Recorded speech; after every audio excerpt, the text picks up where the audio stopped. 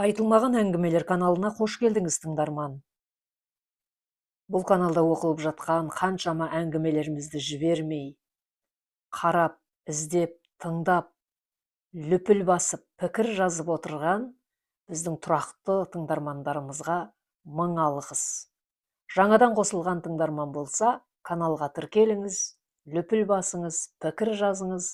Сол кезде бізді жоғалтпайсыз, каналдың әрі қарай жұмыс жасауына үлкен үлесіңізді қосасыз. Сіздер тыңдаудан, біз оқудан шаршамайық. Ал бастаймыз. Ғани Бейсен, Қара мысық, 5 бөлім. Қалайық? Бастық шұғыл түрде кеңес шақырып жатыр. Ешкім қалмасын, бәрін келіңдер деп көше жақтан шыққан баланың дауысы бірте-бірте жақындап келіп өте берді. Әй шал, мына баланың таң атпай зарлағанын несі деп пеш түбінде жатқан Зүбәйда кемпір терезеге жүгірді. Осыдан кейін дүрбелең басталды. Суық желден беттерін басқан бір топ адам конторға қарай аяңдай берді. Қайтсын, бастық шақырғанда бармаса коммунистік партияға құрметсіздік деп есептеледі. Сұмдығы сол, естіп отырып бармағандарға арнайы заң бар. 10 күн қара жұмысқа жегеді. Орнаған тәртіп солай. Тоба, айта берсең күлкің келеді. Партияға құрметсіздік дегенде қылмыс бар. Мұндайды кім естіген? Сайын далада сайранға үйренген бірнеше қазақтың осы баппен істі болғаны бар. Өйткені коммунистік партия күн көсемнің партиясы. Оның жарлығын Құранға теңесе, өзін Құдайға теңеп жатқан кез. Қыстың күні аязға бүріскен бірнеше адам аулаға жиналды. Түнгі боранның екпіні басыла қоймаған, қар ұшқындап түрленіп тұр. Қане ішке кіріңдер деген сары бала есікті ашқанда суыққа тоңған адамдар лап қойды. Аяғымызды қағып кіреміз, бұл бастықтың кабинеті, деп ескертті бала. Мына жерді бірі көрсе бірі көрмеген, жамағай жұрт ауыздары ашылып аңырап тұр. Зүбәш, әй Зүбәш, айта бер, деген арық кемпір құлағын тосты. Анау тұрған кімнің сүгіреті? Қайсысы? Деп сұрап үстел артына қарады. Екі кемпірдің сыбырын естігенде бір ақылшы шыға келді. Ей, ол көсем Лелін. Ойбай, Лелін деген сол ма? Бетін шымшыған кемпір аузын басып тұра қалды. Әй бей, сонша неге таң қалдың? Марқұм шалым ұқсайды екен ау, жарықтық. Тек шашы жоқ, тақырбас демесең. Ей, жап аузыңды. Білімді адамдарда шаш болмайды, сорлау, тақырбас деп сотталып кетерсің. Бұл осал адам емес, күн көсем.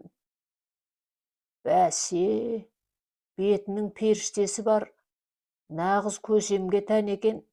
Қой деймін, ойбай, қой. Шалың есіңе түсіп кетті ме? Аузың жыбырлап айта бердің ғой. Бастарын бұққан үш кемпірдің сыбыры осылай басталды. Әй, сары бала, бастығың қайда? Тік аяқта тұрып беліміз ауырып кетті, деп күңкілдеген шалдың дауысы шықты.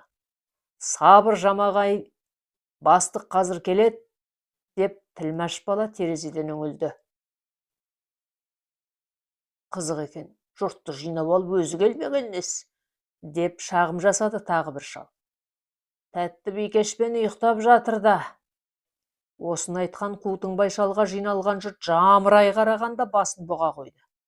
Сен алжыған өлсеңде қатын деп өлетін шығарсың. Бұл не дегенің? Жекіп жіберген жаман кемпір алара қарағанда тырқылдасқан шалдар сап тыйылды. Тәтті қызды ауыздарыңнан тастамаңдар.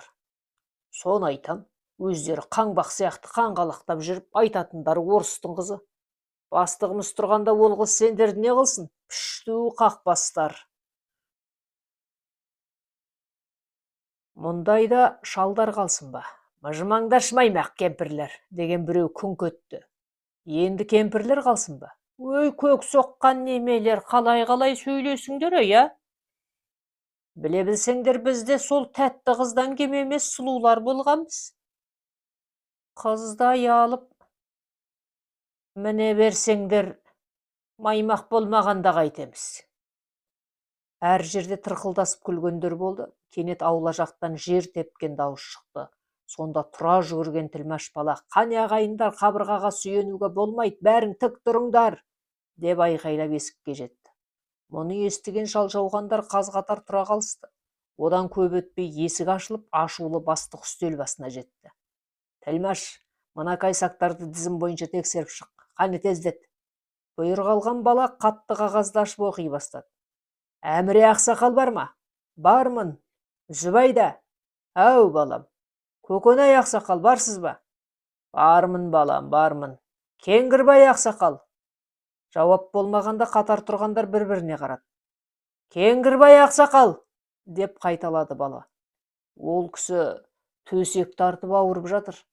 Қыста аяғынан жатып қалады» деген дауыс шықты. Тілмәш бала бастыққа жеткізгенде атып тұрып айқай салды: «Больной болса арқалап әкеліңдер, болмаса шанаға салып сүйреп әкеліңдер». Бастықтың айтқанын түсінбесе де, айқайынан қорыққан бейшаралар бастарын бұға түсті. «Өлген болса өлігін әкеліңдер, көзіммен көрем» деп үстел тұрған бастық «Дальше» деп отыра кеткенде Тілмәш бала сарнап берді. «Мен» деді қудың шал. «Ағыбай ақсақал». Тағы да үнсіздік. «Ағыбай ата қайда?» деп сұраған бала жоқ екенін білгенде бастыққа сыбырлады. Осыдан кейін нағыз тергеу басталды. Өйткені көз аларған тақырбас Ағыбай мен Кеңгірбайды сұрап бейшаралардың жер-жебіріне жетті. Алайда көрдік, білдік деген ешкім болмады. Сонда жер тепкілеп біраз құтырған бастық үкім шығарды. Бізде бір адам бәрі үшін, бәрі бір адам үшін деген қағида бар. Жазаларың сондай болады. Тілмәш бала қазақшаға аударғанда кемпір шалдар күңкілдесе бастады. «Жолдас бастық мырза, біз анау Кеңгірбай ақсақалдың ауырып жатқанын білеміз, бірақ Ағыбайыңды білмейміз. Ол егер аса қауіпті болса, түрмеден босатқан өздерің емес пе?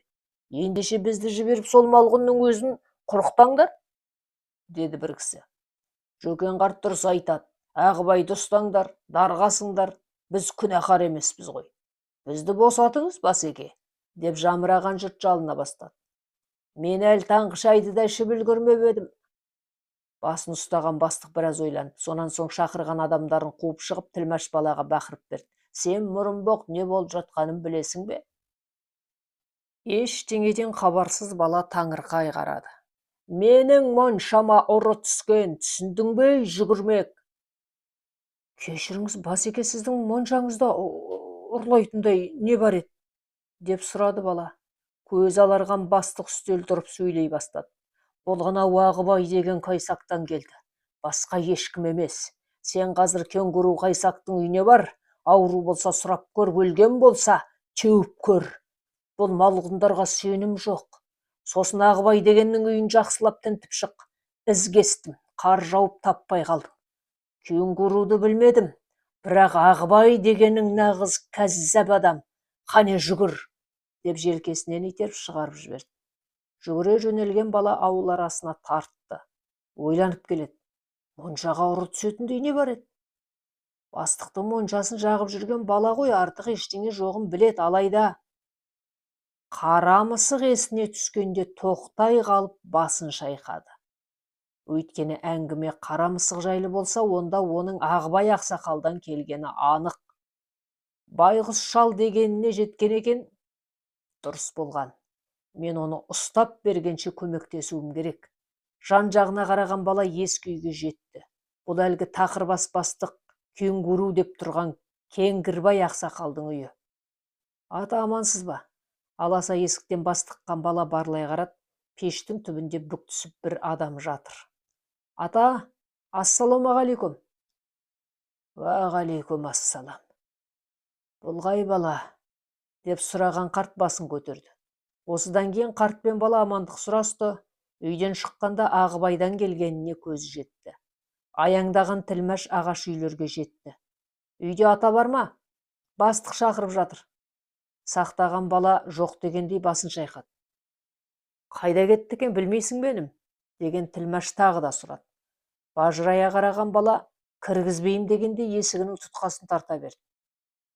«Үйде ата бар ма, жоқ па? Соны айтсаң болды, мен ол кісіге көмектескім келеді» деп сыбырлады Тілмәш.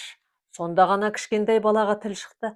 Атам кеше кеткен еді, әлі келген жоқ, деп шынын айтты. Бұл сөзді ішкі есіктен шыққан жесір келіншек те қайталады. Осылайша Ағыбай ақсақал хабарсыз кетті. Ауыл сыртынан күн ұзақ іздеген бастық басы салбырап бос келді. Сонан соң аудандық комитетке радиограмма жолдап адам шақырды. Ал түнде кеткен монша ұрысы мұздан өтіп қалың орманға жасырынды. Осыдан кейін астыртын қызмет шалдың ізіне түссе, шал бастықты аңдып жатып алды. Ағыбай ақсақал ауданнан келетіндердің кешігетінін білсе де, оған дейін Тақырбастың соңына түсетінін біліп жатты. Өйткені күн суық, оның үстіне долдана соққан боран бар. Мұндайда ауданмен арадағы жолдар жабылып, астыртын өкілдер күн ашылғанша келе алмайды. Демек, Тақырбастан кек алуға қолайлы сәт туып тұр.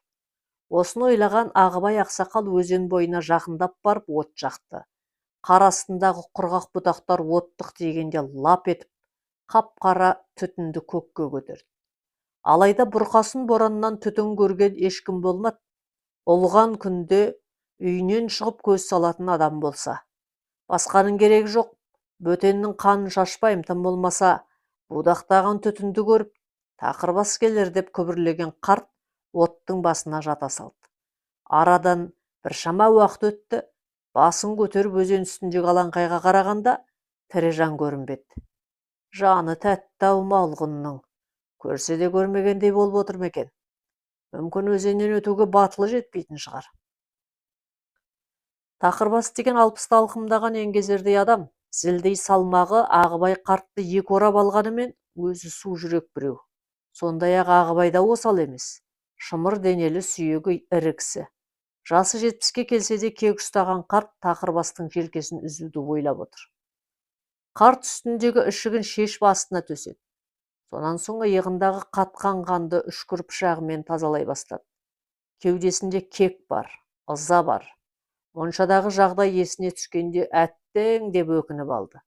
Пышағын кеш сермеген өзінен көрсін, басқамен шаруасы жоқ. Осы екідай өкініштің уақиғасы былай болған. Моншаның есігін жапқан Ағыбай ақсақал бұрышқа қашқан қара мысыққа тұра ұмтылған.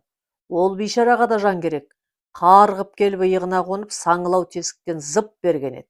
Селт еткен қарт үшкір пышағын сілтеп үлгерді, алайда дөп тигізе алмады. Қара мысық тесіктен шығып жоқ болды. Ал моншадан шыққанда қалың қардан ештеңе көре алмады.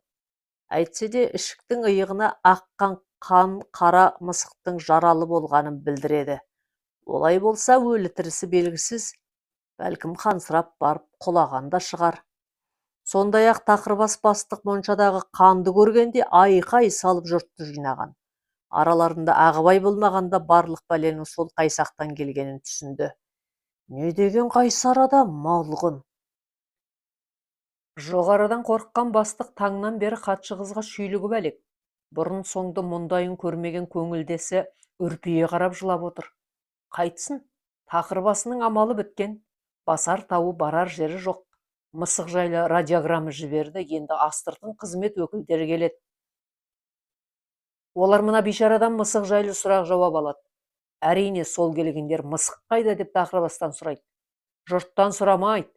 Өйткені жұрт үшін ол мысықты қапқа салып әкеткенін біледі. Өздерің әкетіп бізден сұрайсыңдар ма деп күңкілдейтін кемпірлер қашанда табылады. Жаным-ау, жыламашы деген бастық сары қыздың шашынан иіскеп отыра кетті. Бетін басқан қыз еркелей түсіп құшағына тығылды. Сен бар ғой, сен сары ханшам, жыласаң да өте әдемісің деген Тақырбас орнынан тұрып бөлме ішінде теңселе бастады. Бұл сорлының бір басында мыңдаған сұрақ бар. Анау тілмәш бала ол жоқ. Ағыбай қайсақ бұл жоқ. Екеуі де жер жұтқандай зым-зия болған. Оларды қойшы. Адамнан қымбат қара мысық жоқ. Сол мысықтың құны сары ханшаның жүзіне татиды. Өйткені мұндай қаншықтар орыс жерінде қаптап жүр. Кешегі қазан төңкерісі болғанда еркектері шыбыншақ қырылып, қаншықтары күйсіз қалған. Тоба дерсің. Адам адасса осы екен. Әйтпесе солардың бәрі сары орыс. Бірақ Бірі ақ орысқа, бірі қызыл орысқа бөлініп, бірін-бірі қырып салғанда, күйлеген қаншықтары көшеде қалды. Татьянаңыз сондайдың бірі. Кеше кеткен қақпас капак, бүгін мына тақырбас сопақ. Бұл кетіп тағы бір татақ келсе, Татьянаңыз соныкі боп шыға келеді. Бұл қызды жүзі қара жөзекше деп кемпірлер жағы тыңқитып қарғап жүр. Олардың бірі ұятты десе, тағы бірі жаман шалдарын қызғанып жүргендер. Құдай-ау, олардікі итке жүгірсе, битке бәрібір дегендей тірлік. Сонымен бөлмешінде біраз теңселген тақырбас қызға қарап, бұл сол екеуінен келді деп ағаш еденді бір тепті. Сонда қос тізесін құшақтап төсекте отырған қыз селт етті. Солай, қаншам, солай, бұл сол екеуінен келді. Тілмәш пен Қайсақтан басқа ешкім емес деп қайталады тақырбас. Қыздан жауап жоқ, шашы жалбырап үрпиіп отыр. Сенің маған көмегің керек, сап-сары қаншам. Менен бе? Көз аларған қыз кеудесін көрсетті. Иә, қаншам, сенен деген тақырбас жақындай түсті. Сонан соң басынан сипап, құлағына сыбырлай бастады. Сен екеуміз өзенге барамыз. Олар сол жақта.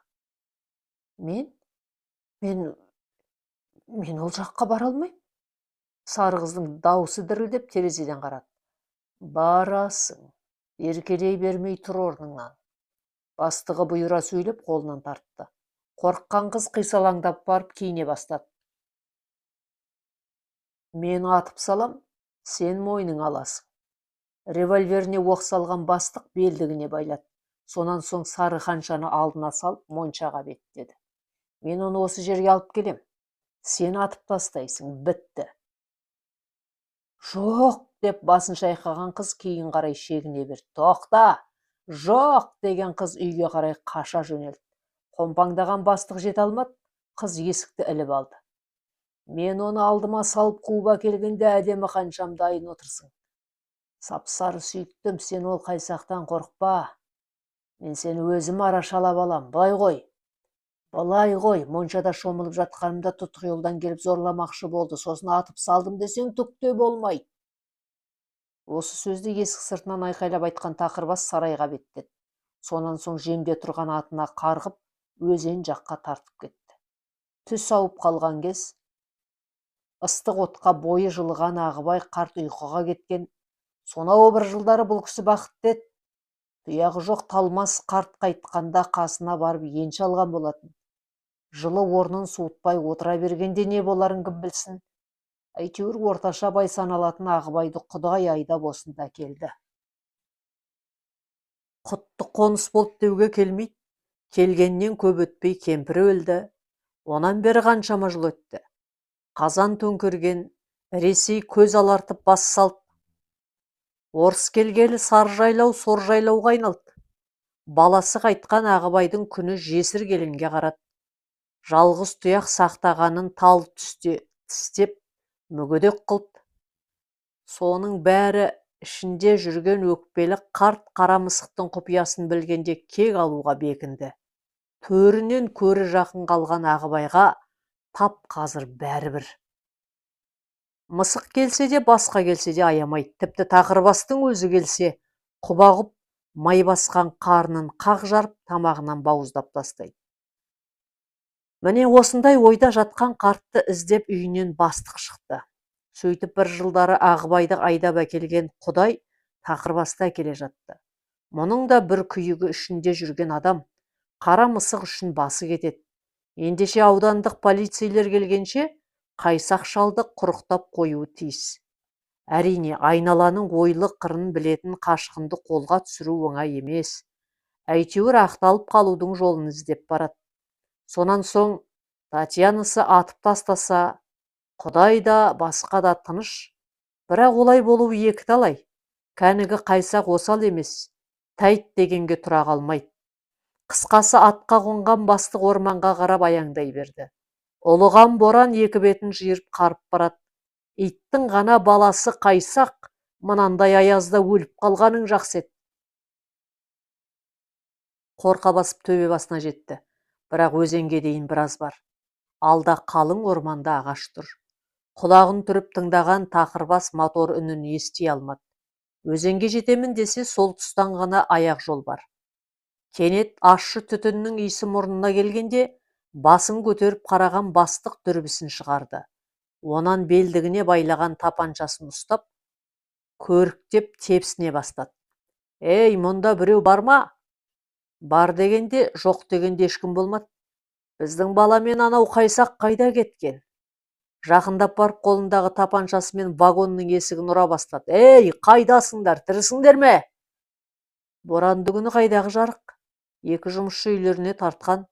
Қара құлыпты көргенде ашу шақырып өте берді. «Мен сендерге не үшін айлық төлеп отырмын? Боран болса екеуің бірдей кетіп қалуға тиіссіңдер ме? Жұмыстың аты жұмыс емес пе? Сен екеуіңмен ертең сөйлесем». Осылай деп айқайлаған тақырбас жалғыз аяқ жолға түсті. Ат үстіндегі еңгезердей сорлының екі бетін бұтақ қағып қанға бояды. Бұл жаяу адам жүретін жалғыз аяқ жол еді. Басын бұққан бастық алға қарай жылжи берді. Аюдай ақырып шығып еді, қалың орманға жетіп үні өшті. «Қаншер қайсақ тұтқиылдан тап берер, тілімді тыяйын» деген ой келді. Бұл кезде ұйқысы қанған Ағыбай қарт құс етін қақтап, қарнын тойдырған. Қойнынан алып сағатына қарады, кеш түсіп барады. «Әй, мына малғұнның мені іздемегені ме? Астында аты бар өзен бойына бір келмей ме, қорқақ неме?» Құрғақ ағаштан атып жібергенде қып-қызыл шоқ қайта лаулап, қара түтінді қуа жөнелді. Онысы будақтап барып, әппақ өзен бетіне жамырай құлады. «Қап қайсақ бәлем, сен сол тұста болғаның». Атын қамшылаған бастық сал бұрып алға жүрді. Бірақ адамды көтерген мұз атымен бірге көтере ме? Басын бұғып төмен қарады. Чу жануар. Бәсе, мынандай аязда ат түгілі арбасымен көтерер. Ширма өзені сенімді еді, өйткені 5 оқты су жаңа тапаншасы бар. Қарасын көріп атқылап жіберсе, қашқын қайсақ жата қалады. Содан соң аяқ қолын байлап атқа сүйреп апарып моншаға қамайды. Әрі қарай сары қаншасы Татьянаны іске қосады. Зорламақшы болды деп тілхат жаздырып, сейфке салады. Табылған ақыл. Оп-оңай ғана құтылатын сияқты. Үміт оты жарқ ете қалған тақырбас түтікке қарай бара берді. Енді бір әуіптесе өзен үстімен тұсына жетіп жылынып отырған қайсаққа тапанша тақайды. Қаруын қолына ұстаған бастық сылбыр басып бара берді. Аз қалды, өте аз қалды. Тіпті тапаншаның оғы жететін жерде от маздап тұр. Алайда Ағыбайдан айласын асыра алмады. Тас төбесінен ұшқан ескі көрпеше атының бетін жапқанда, ат аспанға сілкініп ышқына жөнелді.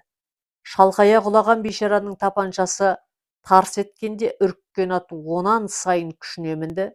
Сонда бір аяғы үзеңгіде қалған тақырбас бастық «Помогите!» деп айқайлап бара жатты. «Ай, қасықпай-ақ, ажал құшсаң екен, кәпір неме!» Аузы жыбырлап күңкілдеген Ағыбай ақсақал ағаш арасынан шығып төменде жатқан өзенге қарады. Ат сүйреген тақырбастың анда-санда ышқына айғайлаған дауысы болмаса, қарасы батыпты. Ендеше асықпаса болмайды. Жел үрлеген қар жапса, аттың ізін таппай қалады. Мынандай боранда 5 қадамнан алысты көру мүмкін емес. Сонда басына сап етіп бөтендей ой келгенде Ағыбай ақсақал орманға жүгірді. Сондағысы от жаққан ізін жасырып, тақырбастың соңына түспекші, өйткені оның оң аяғы үзеңгіде кеткенін көрді. Оңайлықпен шығара алмайды. Демек, ол малғұнды қайда барса да ажал күтіп тұрғаны анық. Мұз ойылса су астында өледі, орманға жетсе ағаш арасында өледі. Қалың бұтақтар бұтын бұт қып быт-шытын шығарады. Жалма-жан отты өшірген қарт айналаны тазалап тастады. Сонан соң ішігін киіп, жылқы кеткен жаққа аяңдай берді. Бұл кезде жылқына қашқан қара жабы үйіне жеткен болатын. Жылқы малы қашанда қазығын табады. Ашық қалған сарайдан кіріп, үйреншікті жеріне тұра қалды. Сонан соң кісінеп беріп мойнын созды. Мұнысы үйде отырған Татьянаның құлағына жеткенде үрпие қараған қыз терезеге жүгірді. «Мырзам қайда екен?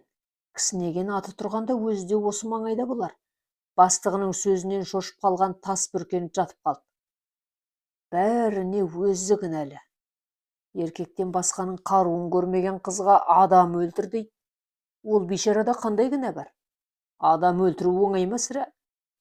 Тақырбасын күте-күте сарғайған қыз өкпелеп жатып ұйықтап кетті. Одан көзін ашқанда ағарып таң атты. Тақырбас ойнасы сонда да келмеді. Керіліп созылып орнынан тұрған қыз барып терезеден қарағанда қораның есігі ашық қалғанын көрді. Бұл қалай болғаны? Мырзам қайда кеткен? Қысқа күртешесін іле салып, панс дейтін шамға оттық тигізіп үйден шықты. Әу жануар, қолы дірілдеп қорқа басып бара берді. Қызды көргенде қораның ішін бірнеше рет айналған жануар доқ көрсетіп ойнай бастады. Жақындап барып мойнын созғанда шөп шалғынның үстінде жатқан біреуді көрді. Мырзам? Мырзам, бұл сіз бе? Жатқан адам сес бермеді. Ессесіне қараңғы бұрыштан қорқынышты көз жарқ етті. Қорыққанынан шыңғырып жіберген қыз қолындағы шамды тастап қаша жөнелді. Люди, я там ужас видела. Таңсәрідегі ащы дауысқа шал-шауқандар терезеге жүгірді. Әй, мына қыз жынды ма? Үй жүзі қара, бетің кесілсін сенің. Борбайы жалтырап жалаңбұт қашқан несі? Не дейді құрсын? Бибала дей ме? Үйе кемпір, таң дейді. Бибала дейді. Қолын артына сермеп бар. Сосын Олжас деп айқайлап қояды. Шалау, Олжас, Бибала дегендер марқұм Өскеннің ұлдары емес пе? Жастары осы қызбен шамалас еді. Олар не істеп қойған? Қайдам, жас жігіттер жалаңбұт қызды көргенде шыдамаға болар, деп айтарын айтқан шал сап тыйылды. Қайтсын, иегі кемсең деген кемпірі алара қарап терезеге құлағын тосты. Ойбай, көтек, сол екеуінің аттарын айтып барады. Бұтында лыпасы жоқ. Жалғыз көшеден жалаңбұт қыз жүгіріп өтті, және жөніне өтпей қолын артына сермеп, ужас видела там деп айқайлап өтті. Онысы құлақтан қалған кемпір шалдарға Ұлжас пен Бибала болып жетті.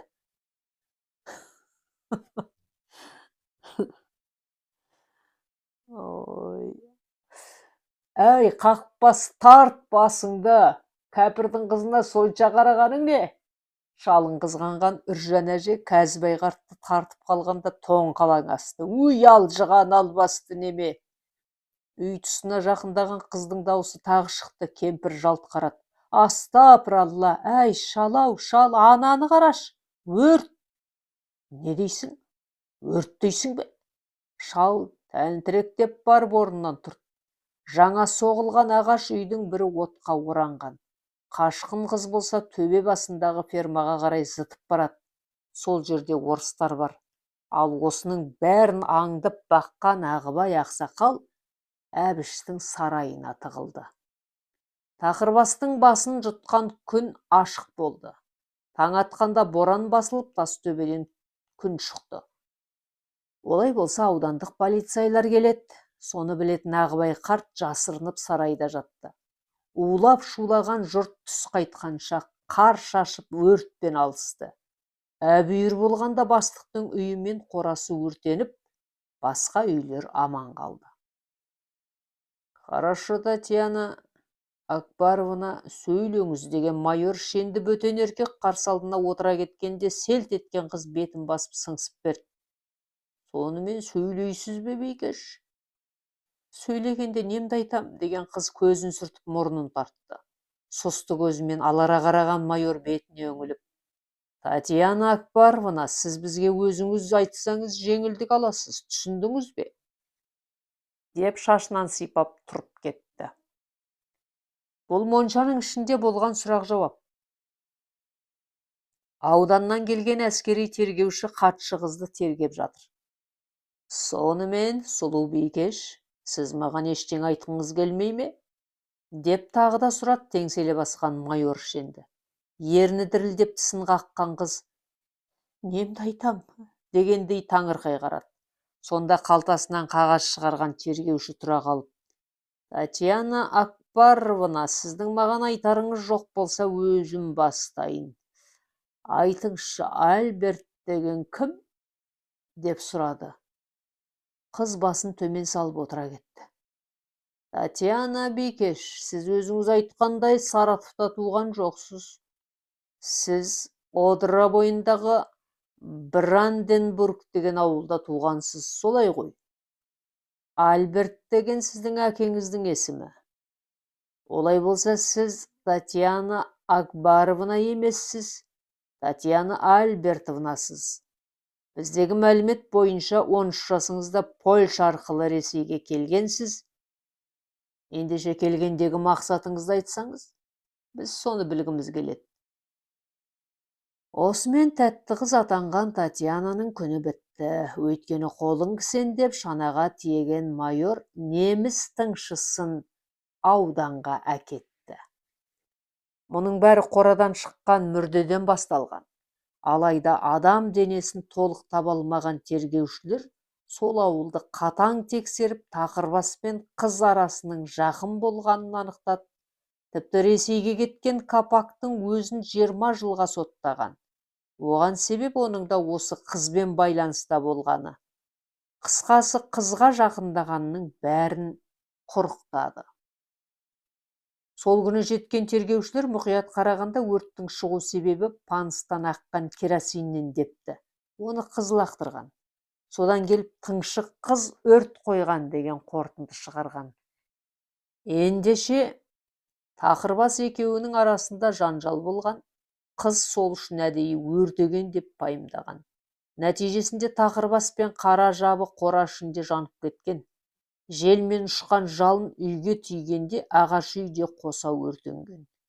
Қысқасы, ауданға барған қыздың жанына таяқ батқанда ағынан жарылды. Тақырбасты мысық жеп жатқанын көрдім. Қорқып кеткенде қолымдағы панысты тастап қаштым деп ақталды. Алайда тыңшының сөзіне кім сенсін? Тәтті қызды ұрып соққан тергеушілер қатты қинады. Бұл аудандағы абақтыда болған жағдай. Ал ауыл ішінде бәрі де тыныш еді. Ағыбай қартты іздеген ешкім болмады. Алайда ауданнан келген қорытынды сұрақ үстіне сұрақтарды қосып жіберді. Жолдас капитан, тап қазір мүрде жайлы сараптаманың нәтижесі келді. Міне қараңыз, деген жас бала қолындағы қағазды көрсетті.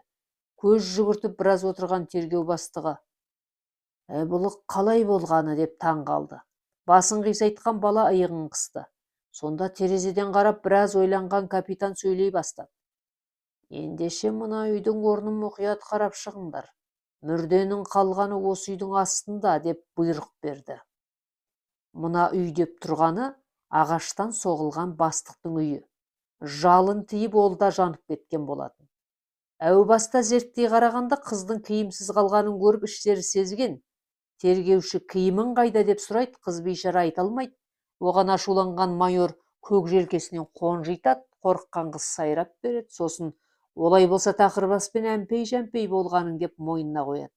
Шарасыз қыз құптайды. Ендеше шпион қызды көңілдес қылған тақырбаста обал жоқ. Бұл Лениннің партиясы үшін сатқындық. Мұның аяғы тереңге барады. Соны білген тергеушілер қара мысықты құрықтап әкетуді қолға алады. Өйткені ауыл қайсақтары білмейтін құпияны неміс билігі мына қыздан біліп отырған деген тұжырым жасайды. Қыздың әлдекімді ату жайлы жақ ашпағаны сол еді. Мұндайда Ағыбай ақсақал күдіктен тыс қалуы керек болған, бірақ Құдайдың да жоспары бар. Сонда ауданнан келген тергеушілер көп жатты. Тақырбастың денесі табыла қоймады. Қалың қарда қайдан іздесін? Мүмкін мұздың астында жатқан шығар деген жорамалдар айтылды. Бірақ ол жаққа не үшін барды деп тағы да ойланды. Бұл жерде бір кәкір бар деді капитан кісі. Ендеше Тілмәш пен Атбегіні шақыртыңдар деген бұйрық берілді. Баяғы әшөн табылып Тілмәш табылмағанда күдік Ноғай балаға ауысты. Жолдас капитан, расталды деп жалбақтаған жігіт қағаз құшақтап есіктен кірді. Осыдан кейін тергеушілер тақырбастың мүрдесін іздесе, Құпия қызмет өкілдері мысықты іздеп сергелденге түсті. Бұлардың екеуі екі түрлі күштік құрылымнан келгендер. Мысалға, майор бастаған топ сыртқы барлау қызметі болса, капитан мен екі лейтенант ішкі бюродан келді. Қара мысықты іздейтіндер осылар. Майордың тобы қызды тұтқындап армандарына жетті. Енді мына топ қара мысықты тапса болғаны алып кетеді. Сонда ғана Талмас қарттың жайлауы қауіп қатерден құтылады. Оған себеп Мәскеуден келген сынама тоқтатылсын, әйтпесе әшкере боламыз деген қатаң бұйрық. Өйткені неміс қызы айдаладағы ауылда неғып жүр? Ол да мысық үшін келді деген тұжырым айтты. Олай болса, орыстың иттігін Европа біліп қойды. Бұл халықаралық дәрежедегі айқай-шу, яғни үлкен скандал. Осы жағынан қорыққан Ресей билігі қара мысық операциясын тоқтатуға мәжбүр болды. Бірақ қара мысықты табу керек. Сіз бастығыңызды соңғы рет қашан көрдіңіз деп сұрады әшөн балаға тесіле қараған капитан кісі. Басын қасып қипақтаған жігіт: 3 күн бұрын боран басталмай тұрып көрдім деп қазақша жауап берді. Сен бала бізді мазақ қылғың келе ме? Көз аларған капитан айқай салды. Қорыққан жігіт басын бұға түсті. Сен бізге даланың тілінде емес, біздің тілімізде жауап бер. Біле білсең, біздің тіл ұлы Лениннің, Пушкин мен Ломоносовтың тілі. Түсіндің бе, қайсақ? Мұнысынан түк шықпады. Әшөн орысша айта алмайды. Аздап түсінеді. Ей, мұнда орысша сөйлейтін біреу бар ма? Болса әкеліңдер. Фермада істейтін Әбіш деген жұмысшы бар. Ол мына мылқаудан тәуір сөйлейді, деді бір кісі. Ендеше атқа қон, аттан, бала, деген бұйрық алды. Жұмыстан қайтқан Әбіш шай үстінде отырған, әскери киінген біреу есік қағып айқай салды. Түнгі дауысқа сарайда жатқан Ағыбай ақсақал тесіктен сығалады. Әкеңнің ғана аузын арам малғындар. Мені іздесеңдер осындамын. Әбіш баланың ешқандай кінәсі жоқ, өлетінім анық, ендеше бір-екеуіңді алдыма салып кетейін. Талмастың жайлауын залымдардан тазалап өлейін. Қолына пышағын ұстаған қарт орнынан тұрып есікке беттеді. 5-ші бөлімнің соңы, жалғасы бар. Авторы Ғани Бейсен, оқыған Нұрлыгүл Өтемісқызы.